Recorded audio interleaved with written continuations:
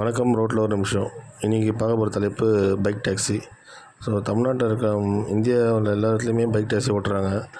ஆனால் ஒரு சில இடத்துல மட்டும் ரொம்ப எதிர்ப்பு தெரிவிக்கிறாங்க. ஸோ மெயினாக ஆட்டோக்காரங்க எல்லாருக்கும் தெரிஞ்சுங்க, பைக் டாக்ஸி ஓட்டுற 70% பேர் படித்த பட்டதாரிகள். நீங்கள் எப்படி குடும்ப கஷ்டத்தோடு வண்டி ஓட்டுறீங்களோ அதே மாதிரி தான் அவங்களும் குடும்ப கஷ்டத்தோடு வண்டி ஓட்டுறாங்க. ஸோ அனாவசியமாக எல்லாரையுமே தப்பாக பேசாதீங்க. நீங்கள் கரெக்டாக இருக்கன்ற மாதிரி பைக் டாக்ஸியை போலீஸ்காரங்கிட்ட பிடிச்சி கொடுத்து அதை அவங்களோட வண்டியை பறிமுதல் பண்ணுறதுலாம் நல்லதில்லை.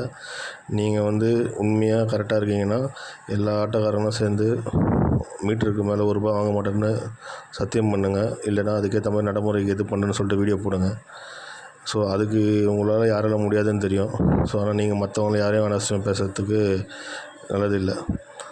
ஸோ இதில் இருந்தால் ரேபிடோ கம்பெனியும் ஓலா ஊபர் கம்பெனி மேலேயும் போயிட்டு கேஸ் போடுங்க. அவங்க கம்பெனியை போய் சீல் வைங்க. வண்டி ஓட்டுற வண்டியை சீஸ் பண்ணுறதோ இதுவும் வேண்டாம். பிடிச்சா லைக் பண்ணுங்கள், சப்ஸ்கிரைப் பண்ணுங்கள். நன்றி, வணக்கம்.